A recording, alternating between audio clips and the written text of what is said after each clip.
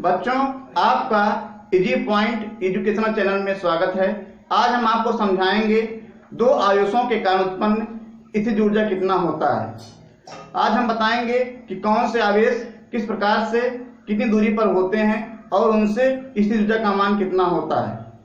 सबसे पहले आइए चर्चा करते हैं। दो आवेशों के निकाय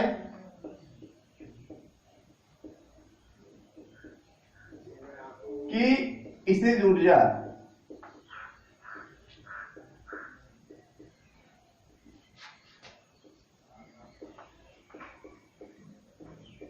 दो आवेशों के निकाय की स्थितिज ऊर्जा।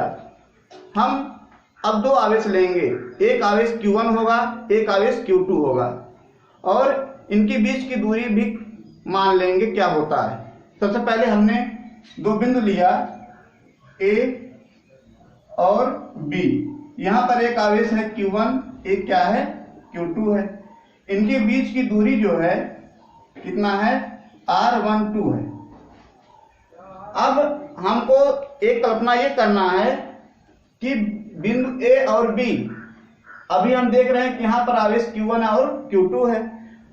बिंदु A पर पहले आवेश Q1 यहाँ नहीं था, यह कहाँ था, यह अनंत से लाया गया है। जब बिंदु A पर आवेश नहीं था तो कहाँ से लाया गया, Q1 कहाँ से लाया गया, अनंत से लाया गया। कहाँ पर लाया गया, बिंदु A पर लाया गया।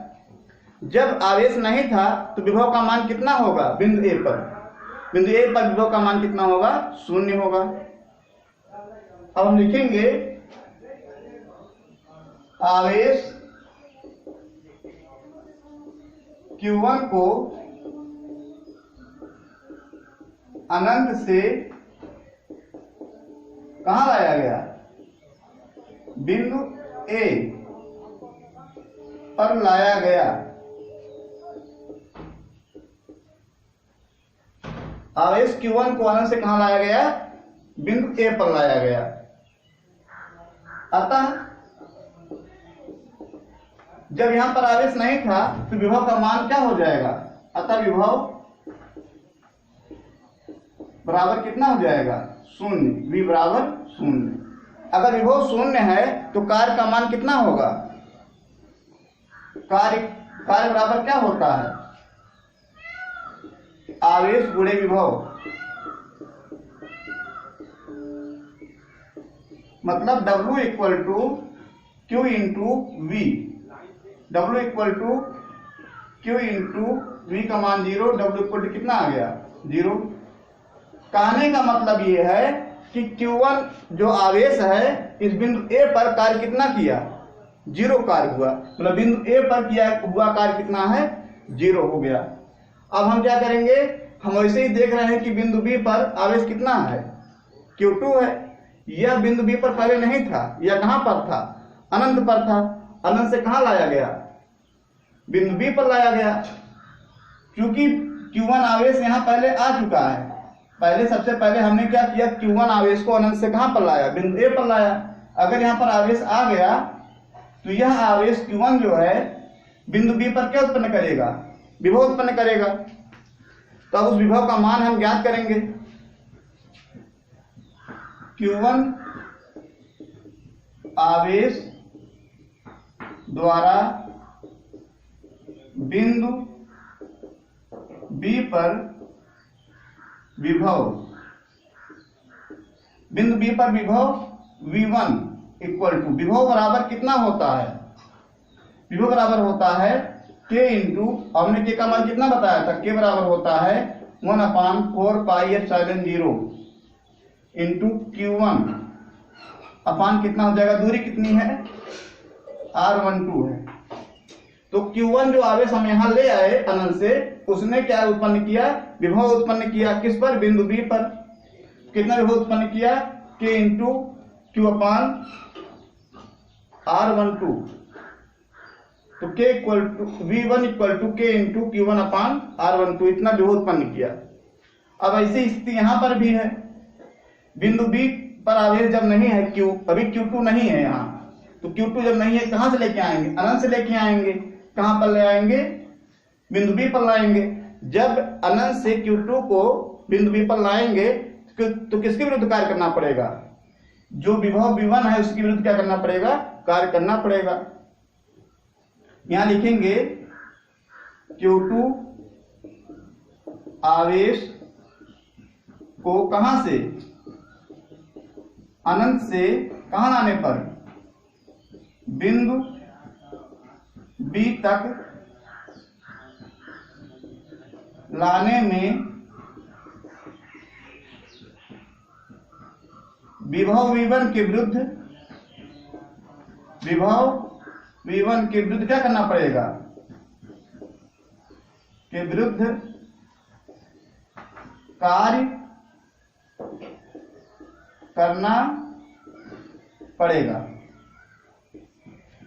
तो आप इसको एक समीकरण इक्वेशन नंबर 5 बना लीजिए। अब इधर आप जो है नोट कर लीजिए।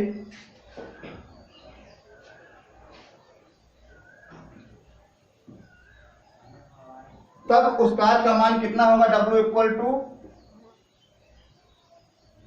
Q2 आवेश हो गया, अब विभव क्या है, V1 है। W इक्वल टू Q2 अब आवेश जो विभव का मान कितना है, K into Q1 upon R12। W equal to कितना हो गया, K आगे लिख लीजिए, इंटू Q1 Q2 अपान R12। तो हमको ये प्राप्त हो गया, क्या प्राप्त हो गया, Q1 और Q2 जो आवेश थे और जो निकाय बनाए थे उससे स्थिर ऊर्जा का मान कितना हो गया, K इंटू Q1 Q2 अपान R12। आप देख रहे हैं W लिखा गया है। जो स्थिर ऊर्जा है ये किस रूप में निहित होती है, कार्य के रूप में निहित होती है। इसको हम लिख देते हैं, आप नोट कर लीजिए।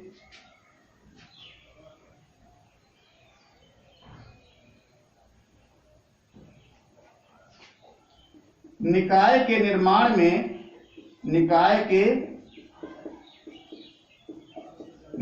में किया गया क्या कार्य ही स्थितिज ऊर्जा के रूप में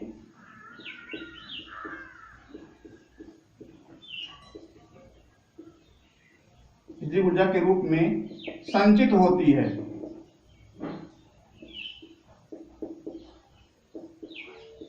तब आप क्या लिखेंगे, आप लिखेंगे स्थिर ऊर्जा U इक्वल टू किस रूप में संचित होती है, कार्य के रूप में, इक्वल टू कितना, K इंटू Q1 Q2 अपान कितना R12। तो इस फार्मूले को आप अच्छे तरीके से समझ लीजिएगा, इसका बार बार अभ्यास करिएगा। अगर आपको यह डेरिवेशन समझ में अच्छी तरीके से आ गया हो तो आप चैनल सब्सक्राइब कर लीजिए, जिससे कि आने वाली हर वीडियो आप तक आसानी से पहुंच जाए और इसको आप अच्छी तरीके से पढ़ ले जाएं। Thank you watching this video.